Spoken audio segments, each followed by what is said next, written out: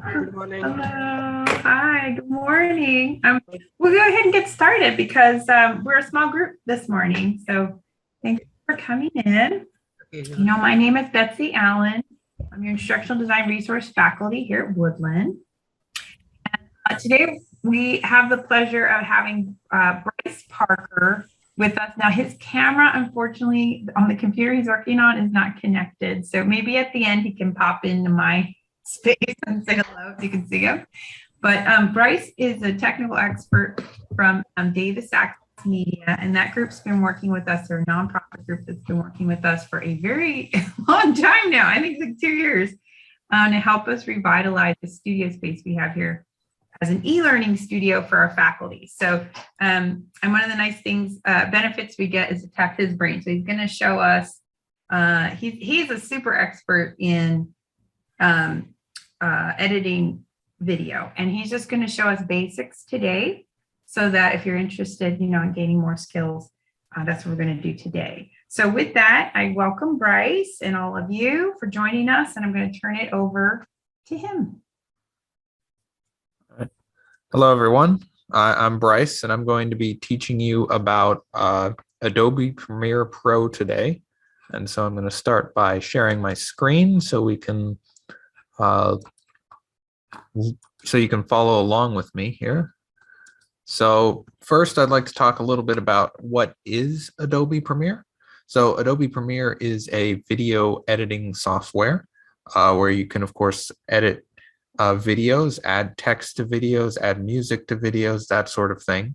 It's a very high-grade professional video software, which goes beyond what other sort of consumer level video softwares can do. So this is something that professional people use to edit movies and stuff like that. So it's a very powerful program.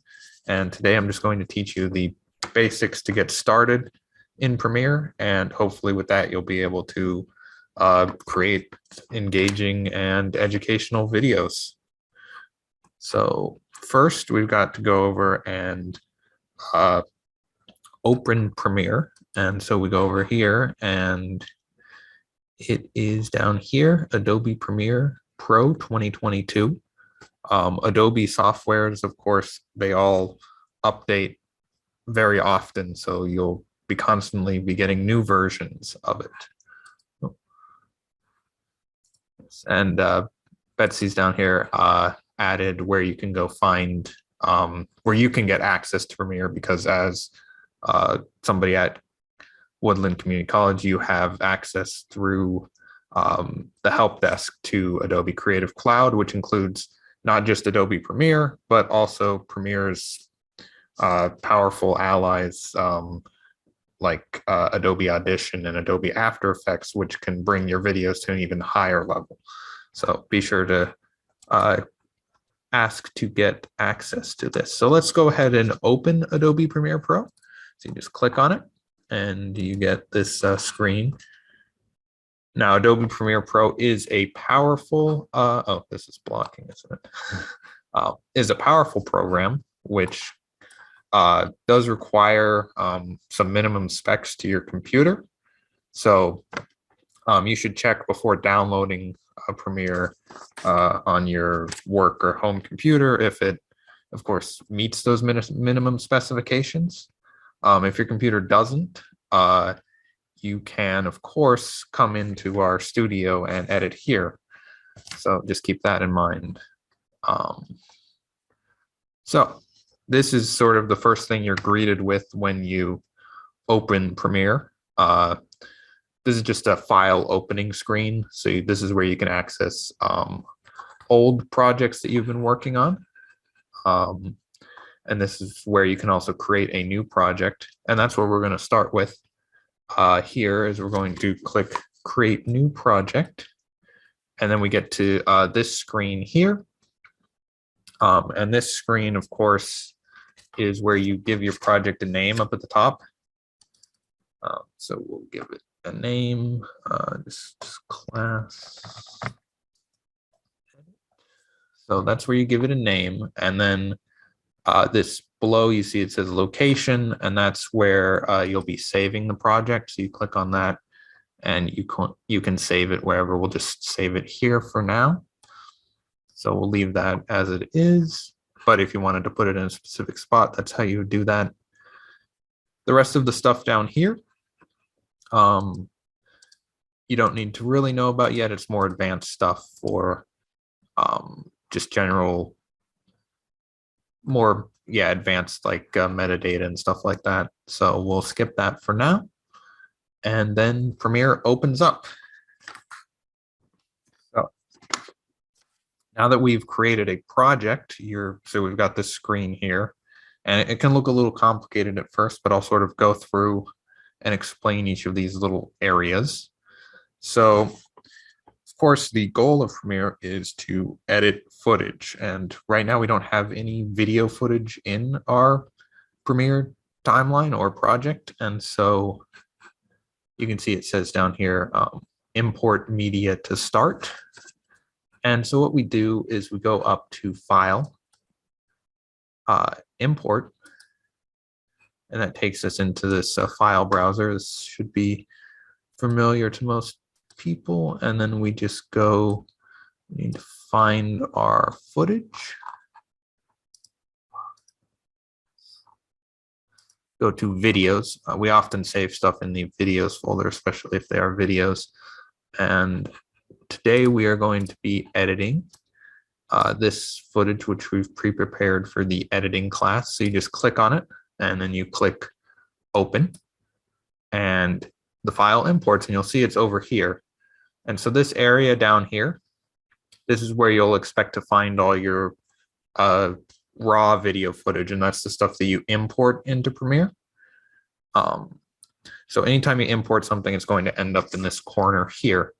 Of course, one interesting thing about Premiere is that all of these little boxes and stuff are complete. You can customize and, change the shape and size of constantly. So that's something to keep in mind while you're editing, is that you can change the way Premiere looks on purpose or by accident. So the good news is that if you really mess up your workspace, you can go up here to Window, Workspaces, and where is it? Reset to saved layout. That's an important thing just to know right off the bat. And you see it jumps right back to how it was before. So that's great. So now that we've imported some footage here, let's talk about how you edit your footage. So Premiere is broken up. You can see these 4 major blocks. So this is the footage folder. Basically, it's just a file system that's within the program. And then we take that in order to be able to edit it. We click, hold, and drag it over into the timeline. And you can think of the timeline as it shows you where in an edit all of your footage is. So now we've got it on the timeline. You can see up here, this is the preview area where you can see what you've edited. And so if we click play, it starts moving around. And this, of course, is footage of our learning class in the studio, which you'll have access to, and probably will be producing a lot of videos on. And so why do we want to edit this footage? Let's take a look at what you can do to the footage now that you've brought it into the timeline. So there's several things that you might want to do with footage in Premiere, and that's trimming footage. That could be cutting off the beginning. Like you can see here that there's sort of a blank area at the beginning where we're just standing around before talking. That can be uninteresting in a video. So what you would do there is you click on the end of the video and you just drag it over.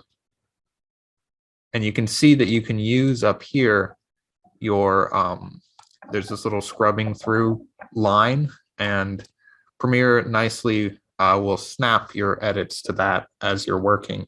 So you can just click and drag over, and that's how you trim clips in Premiere. The other thing that you might want to do in Premiere is cut footage. Let's say you make a mistake in the middle of your lecture and you want to cut that little bit out, but you want to keep everything on either side. So that's another thing that Premiere can do for you. And that can be done. This little box here includes this razor tool. And so you click on that, and now you'll see as you hover over it, there's this sort of razor blade, which is a little scary, but it's helpful. And so you click and you click. Now you'll notice that you still have a razor blade even after you have clicked. So you go back over and then you go back to the selection tool, which is the default and most versatile of these things. So you can use this. This allows you to click on things without changing them. Most of these other things, if you click on stuff with it, it will start changing it. This one just clicks on things. So that's good. And then once you hover, once you've made those two cuts, the bit in the middle, that's what you want to get rid of. You can click backspace. You can click the delete key to get rid of it, or you can right click on it and cut it out. So you have many options for approaching things in Premiere. Let's see. And then now that we've learned how to cut and trim footage, you might also want to add transitions to footage. Often the beginning of a piece of footage, it can be a little jarring to jump right into a video, especially with audio, can jump up quite quickly. So what we do is, this is a keyboard shortcut. And now there are many keyboard shortcuts in Premiere. There's somewhere online you can find a list of all of them. But this is just a very useful one that I found, just for, it adds a little bit of extra polish to your videos with very little extra effort. And that's, it's Shift plus the D key, Shift D. And let me zoom in a little bit so you can see what happens. So we click on it, you click on the clip that you want to do this to, and you hit Shift D, and it will add automatically to your clip. Once you do this, it adds a sort of a fade in. You can see that there. And it also does the same thing with the audio. It sort of allows it to nicely ramp up instead of a hard cut. And that just makes it nicer for people to watch. So it's just a powerful tool to make your videos just a little nicer and more professional looking. All right, next up, we're going to learn about adding titles. And so titles are important in Premiere. You can use it to add text for your students, to find links, introduce guests maybe that you're bringing in, that sort of thing, just to easily title your videos. And so once again, we're going to head over to this is called the toolbar, I believe. And so we're going to head over to the same area where we found the razor tool. And then all the way down at the bottom, it's pretty obvious because it's shaped like a T for text or titles or whatever. So you click on that, and then you have now the ability to add text to your videos. And this is, it's dependent on where this blue scroll line is in the timeline. So when you click up here to add the text on top of the video. So you just click into that area wherever you want your text to be, and you see now I can type in text. Once you click in, anything that you start typing will be written in there. And you may have also noticed that once I clicked in, down here it says that there's a graphic in the timeline. So that just appeared in the timeline, and that shows you where in the timeline the text will appear. So you can see there's our text, and it only appears where this sort of pink thing is. And you can move this around too. So yeah, let's see what's next. Adding images. That's what's next. So adding images into Premiere. We're going to teach you how to take slides from your PowerPoint presentations and add those into Premiere. And that's a very useful tool for turning class lectures into videos quite easily. It's just to be able to have those slides. So we've got for you where is the documents? So we've got PowerPoint. So say you have a PowerPoint. Can we see this, by the way? I just want to make sure that it's Yeah, visible. we can see that. Okay, so we've got this PowerPoint layout, and you've got your slides, and you want to take this into Premiere because it would be it would take a long time to recreate it in Premiere using the tools in Premiere, but by just going to File, Save As, I believe, Documents, we'll save it out here. So once you get to this screen, you just scroll down, and you can obviously, you know how you can save something as a PowerPoint presentation or as a PDF or something. You've probably done that before. But you can also save it as a JPEG, which is an image document. So down here, or a PNG. And both of these, I'll save it as a PNG today, just to show you. But once you save it, yeah, you say all slides, right? Each slide, so yeah, it tells you where everything has been saved. And then basically each slide then becomes an image. And that's a powerful tool in Premiere. So Right, can I interrupt you right there?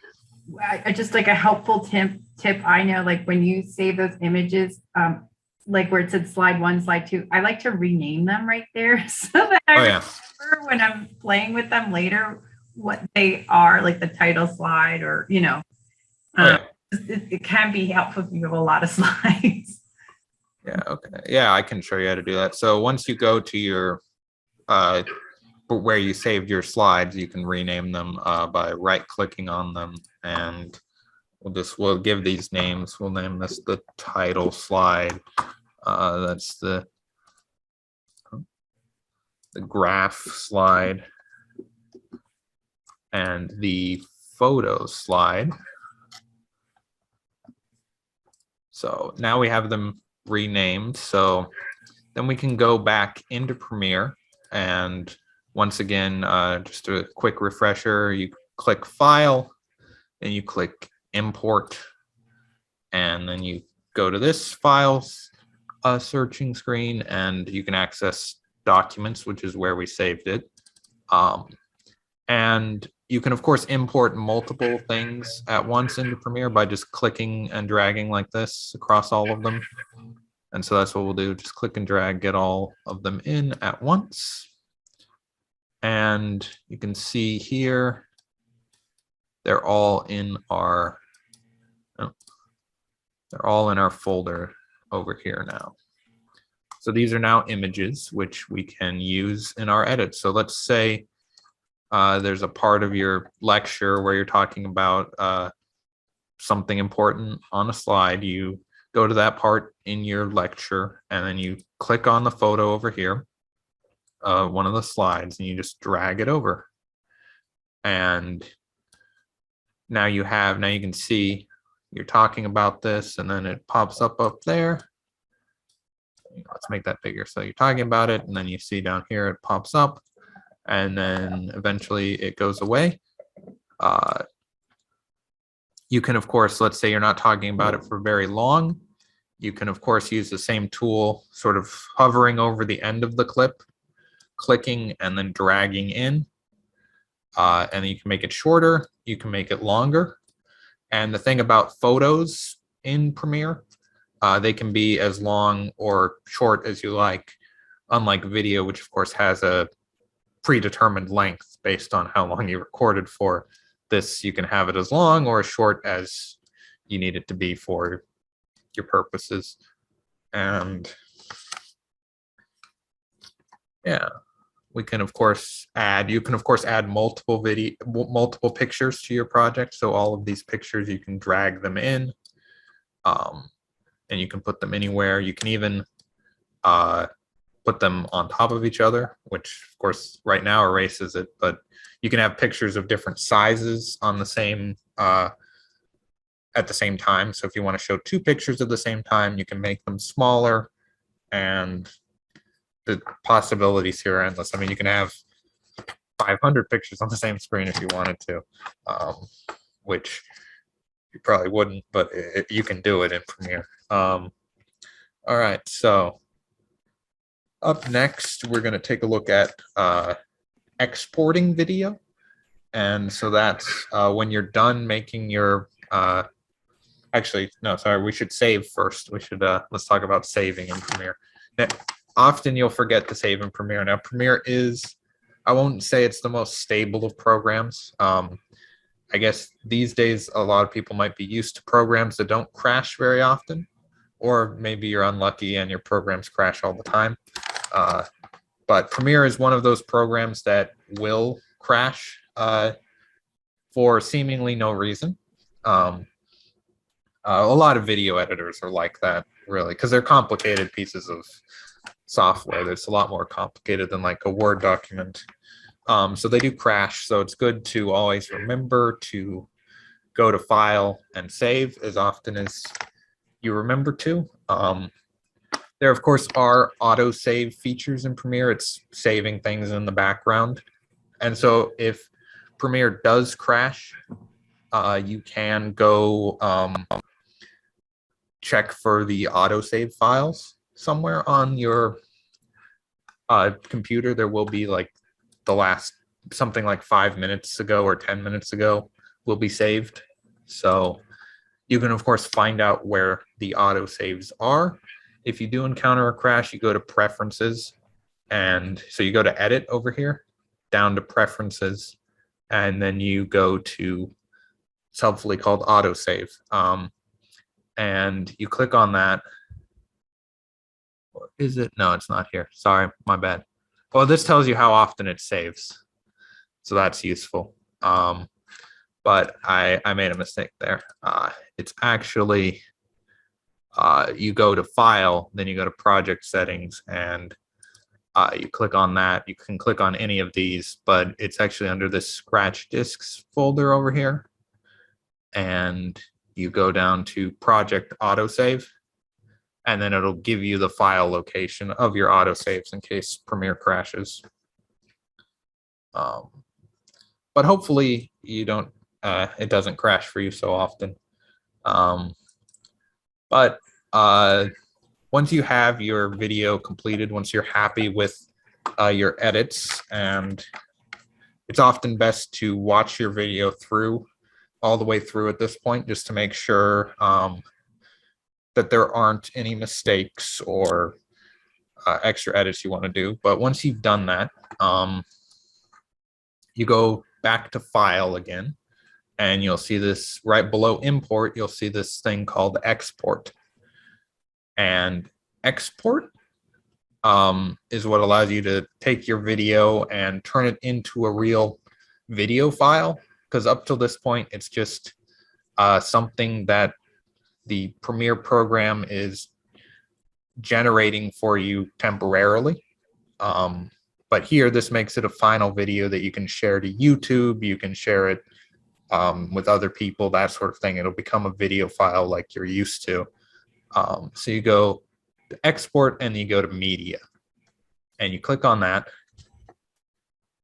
And you get this kind of super complicated screen up here. Luckily for you, at least on this computer, it's set up kind of to be almost a 1 or 2 button presses, so you can ignore most of the stuff. But I'll sort of explain it just in case it's different for you at home or on other computers. So you've got, up here, you've got the export settings. And you can see the format right now, and it's set to H.264. That's generally what you're going to want for YouTube and that sort of thing. Eventually, you can look up different, video codecs for different uses. That's why that's there. So depending on what you're going to use the video for, you might want to change that setting. But that's something you'd want to talk with you know, us about, or talk, do your own research on that to figure out what the best file formats are. But luckily, that's all preset. Then you'll see down here, the next important thing is the output name. And so this will tell you what your file is going to be named, and it's sort of highlighted in blue. And if you click on it, it will take you to a file browser where you can tell Premiere where to export the video to. And that's where you'll find your final video at the end. So once you've done that, we're just going to save it here. You click save there, and then all this other stuff is sort of auto-populated by the format that you choose. So you don't really have to worry about it. And then you just go down all the way to the bottom. You'll see the export button. And all you have to do is click export. And it's actually on this computer, it's quite a fast process, but that's of course because we were exporting like a 30-second video. If you're exporting something that's 5 or 6 minutes, you can expect it to take a little bit of time. Depending on the computer, it can take anywhere from like 10 to 20 minutes. So just keep that in mind when you're exporting things. Let's see. So I have a couple editing questions. Yep. Okay. So because all the shortcuts, how like you're in your demonstration, we have like gaps between the clips there now because. Oh yeah. What shortcut is there a shortcut that you can close that gap? Oh yes, you were talking about this gap here. Yeah, because like if you wanted it all. Oh yeah. Together. I can show how to do that. Yeah. So yeah, when you have a gap between clips, you can see like there's blank space. The easiest way to get rid of that, there's a couple ways to get rid of it, actually. So I'll show you all the different ways because it depends on how your timeline is set up at the moment.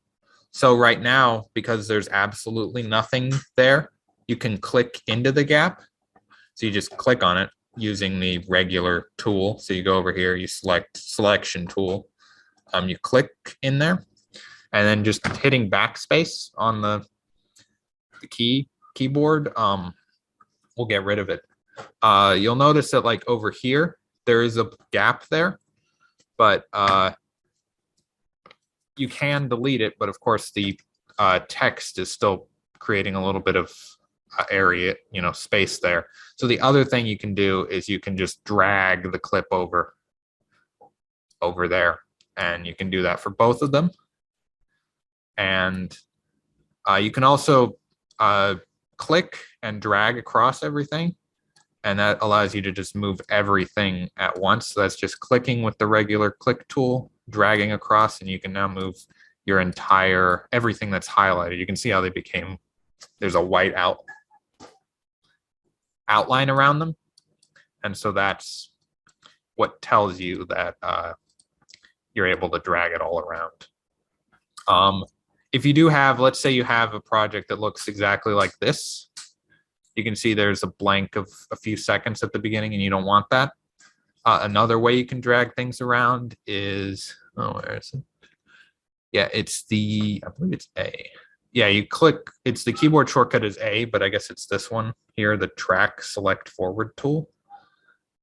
You can click that and it will drag. It does an interesting thing where I believe it drags everything that's ahead of it in the timeline. So you can see these arrows. So everything that's touching or ahead of the arrows gets moved around. And so you can do that by clicking before everything in the timeline and dragging it over. So there's a lot of possibilities for doing that. Yeah. If anybody else has any questions, yeah, we have, I believe, 30 minutes for any questions you might have or any other topics that you want covered. I have another question if nobody else does. The video that you were showing, is our learning glass. And so if people do that learning glass, we flip the image for Yes. our folks, so you would get the video from us flipped. But could you this is a little more advanced, but just so people can see that there are these not transitions, these are these effects that we can do to, it just might be interesting for people to see how we flip the image. Oh, yes. Okay. So yeah, another thing that's, right now we're working on fixing this, but right now, because the learning glass, you are writing on a piece of transparent glass, you will notice that, of course, these are all the lettering and numbering is backwards, because you're looking at sort of a mirror image of it. What we can do to fix that, we can fix that in Premiere. We're of course working on fixing it automatically for you. But right now you go, so in this area, this sort of file browser area, there's a set of files called effects. And these are sort of the more advanced things in Premiere that as you learn Premiere, you'll get used to them. And they're very powerful. They basically allows you to do fancy editing tricks on things. And so we're looking for a video effect to flip the video so that the letters are not reversed and they're readable. So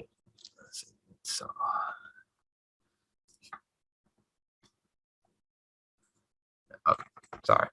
I always search for it because it's called flip. So I don't actually know where it is, but you can search at the top. There's a search bar.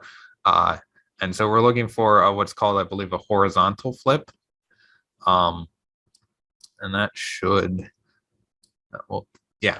Okay, so it's called horizontal flip. And it's basically flipping your image. If you do math, you'll know that, it's like the X and the Y axis. So this is flipping it, I believe, along the X axis. And then the vertical flip will make you upside down. Less useful in most cases than the horizontal flip, which is useful for stuff like this. But you can see now you can read what's written there. And so that's something that we're working on fixing, but it's for now, you just go to effects, you come down, you can search for flip, or you can go to video effects, and then it's under the transform function. It's a horizontal flip. There are hundreds of effects in here, some of which are useful, 90% of which you'll never use in your normal course of editing, but they're all there, and becoming familiar with them over time can help you make your videos more entertaining and interesting. Let's see, any other questions?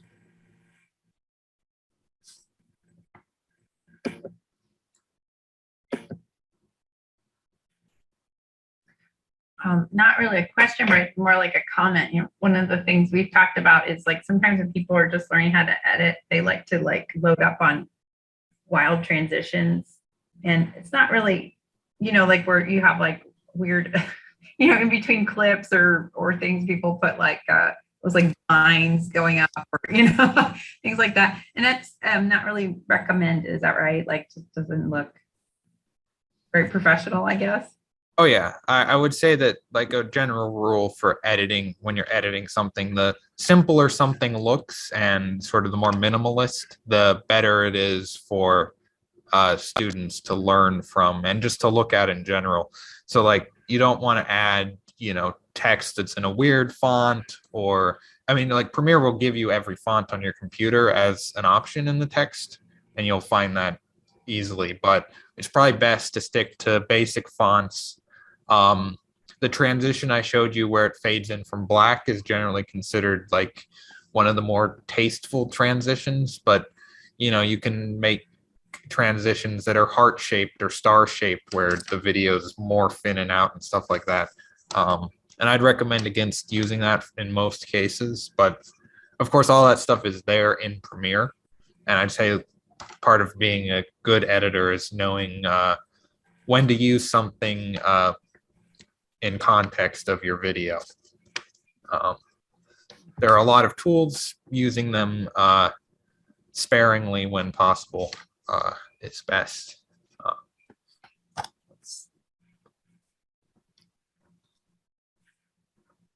Great. Yeah.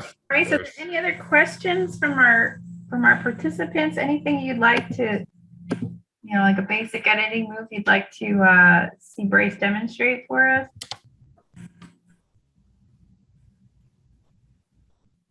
One comment I want to make, we also have, Camtasia is what a lot of instructors will also use to edit. And you and I, Bryce, were kind of, brainstorming what would be an advantage of using Premiere and what's the advantage of using Camtasia. Camtasia is definitely more, it was created for trainers. So it's more like training and sort of teaching oriented. It is very basic.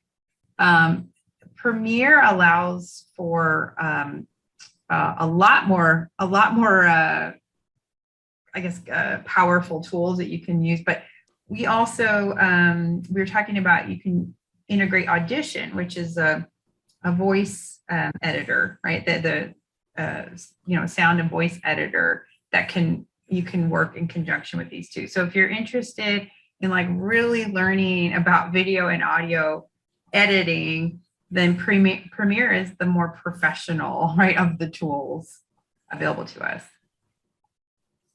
Yeah, I can show briefly sort of what one of the powerful tools of Premiere is that it is an Adobe product. And so if there's something that Premiere can't do, essentially, as far as video editing stuff, all you have to do is right click on a clip. Let's say you have an advanced audio problem or something like that. All you have to do is you go up and you can see up here it says edit clip in Adobe Audition. It's right there. You click on it. Let's see, and then it opens up in Adobe Audition. This is sort of an advanced thing, but it's one of the most powerful things that is offered by this software. And of course, now you're in an audio program and you can do all the things that an advanced audio program can do. And so I'm not as much of an expert in this, but it's a very powerful tool that if you know how to use, if there's something that you can use in this program that you wanted to do, you can do that. And then it'll be automatically, if I'd saved that, it would be automatically populated into Premiere and rendered out with your project. The other thing you can do is replace with After Effects composition. And After Effects is a motion graphics software, which is used to do sort of effects. And if you are interested in that sort of thing, I would say it's basically a way to make your slides move and animate in different ways. That's what I think would probably be the use that you'd use it for in the educational space. It's a very interesting program. It's even more complicated than Premiere, but it's there if you want it, if you want to learn it. It's a very interesting and powerful software in that respect too. And it just integrates with the other Adobe programs very nicely. So that's an advantage over using Camtasia or something like that. It's just a very versatile program. You'll never run into something that's impossible to do, basically. The only thing is, of course, knowing how to do it, I guess, is the only limit. Whereas there are advantages to Camtasia in that it's simpler to use, of course. But of course, once you learn how to video edit, you'll probably find yourself running into like, oh, I can't do this in this program as easily as I can in this program, or there aren't as many options for keeping the quality, base quality of the audio or the video as high as you want, that sort of thing. And of course, having a high quality video that both looks nice and sounds good provides fewer distractions to students when they're learning. So that's, if you're able to edit your audio nicely or edit your video nicely, it just eliminates distractions for students while they're learning. Yeah, we're going to run a workshop later on the semester on Camtasia. I think one of the potential problems with Camtasia, it's actually what's also powerful about it is like, you can do all these little annotations. You can do, it's very tempting to put lots of little post-it note looking things all over the video, which is not always good for attention and your students. I can actually send people looking at the wrong things and distracted. So I would say the one advantage too is when you're in Adobe Premiere, it really makes you think about what needs to be on the screen, what's important, where the focus is going, because it really encourages simple design. For sure. So when you, I'm sorry, go ahead, Cindy. I was just going to say if you could show us the tutorials at the end, but go ahead, Cindy. Sorry. Oh, perfect. So for Betsy, for your instructors, when they do their captioning, are they still doing their captioning by bringing the export video into Studio, or are you using? I would definitely do it on the platform that you're going to host it. So if you're going to host it in Studio, I just think it's a lot easier to do because you can either, if you were talking from a script, you can, basically upload that as your transcript, or you can do the auto generate. I always teach do the auto generate and then edit those. With YouTube, same thing, just do the auto generate and edit those as well. If you're doing 3C media, same thing, you can edit, auto generate captions as well. So I always do that. These programs can get funky in terms of the timing. Sometimes you can just play forever in these because you don't quite have it synced up. Camtasia can get funny too. I've played a lot with that as well. So for me, I just always use the auto generate on whatever platform. If I have something in Camtasia that I'm going to put in Studio, or I shouldn't say Studio, if I have something in, sorry, back up, something in YouTube that I want to put in Studio, I'll download the what do you call it? The transcript with the file. You can download that and then upload it to Studio because it's already been created there. So if you need to move things around, there's usually a way to grab what's already been made, those captions, and upload them to the other platform.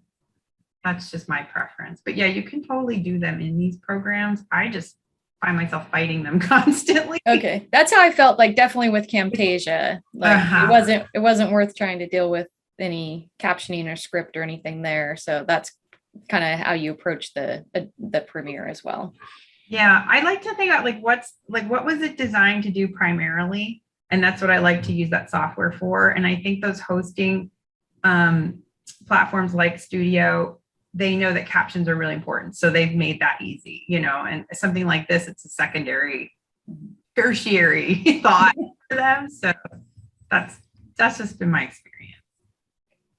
Great. Thank you.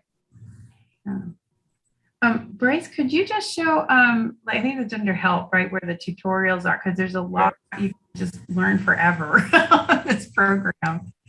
Oh yeah, so I guess one last thing for basically more information if you're interested in learning more about Premiere. Premiere does have inbuilt tutorials that will take you through, so you can go to help and you can see Premiere Pro in-app tutorials. Sort of it changes around your setup again, but here it is. It shows you all the different tutorials you can learn and even tells you how long they'll take. So if you want to learn stuff, you can learn the basics of Premiere Pro in 2 minutes, which I guess is a lot more efficient than I just did. But so they've got me beat there. But anyways, that's another important thing. It seems like there's a lot of useful stuff there. There's even some new tutorials available. Yeah, a whole mountain of tutorials there. I guess you do have to download them, it looks like, but they're all there, and I think they take you through in the actual program instead of watching a video or something. So it's slightly more useful. And of course, there's also online tutorials, which takes you, I assume, to the Adobe Premiere website. Yep. And I would imagine that these are video and text tutorials if that's your learning style as well. I guess we don't have internet to take a look at that, but oh no, there we go. It's really slow, yeah. There we go. So lots of things. These are definitely longer tutorials. As you can see, they're 20 minutes each or so, 10 to 20 minutes of video, and that will tell you all sorts of things about video editing as well. It'll go into a lot of depth. And of course, if you have any questions, if you want to learn more about this, you can always come into the Learning Studio, schedule a time with us, and we can take you through and help you edit your first or second or third project. Yeah. Yeah, I think and you that's do that everything. by, yeah, they would do that by emailing me at eallen@yccd.edu, and we'll set up a time. We're here Tuesdays and Wednesdays. And then as a follow-up, we'll include a recording of today's session that I will have captioned. So give me to the end of the week. We'll share a folder with today's file. So if you want to play around and practice, you totally can. And then we'll have a resource for tips for creating effective teaching video. That'll just be like a handout. And then how, just a reminder how to get this resource is you email helpdesk@yccd.edu and you request Adobe Creative Cloud. And this will give you access to today's software. So if you have any other questions, we will hang around. Officially, we end at 11:15. So you're free to go. You get your credit, but if you have more questions, we'll be hanging here. Thank you. Okay, thank you. Thank you. Goodbye. Bye-bye.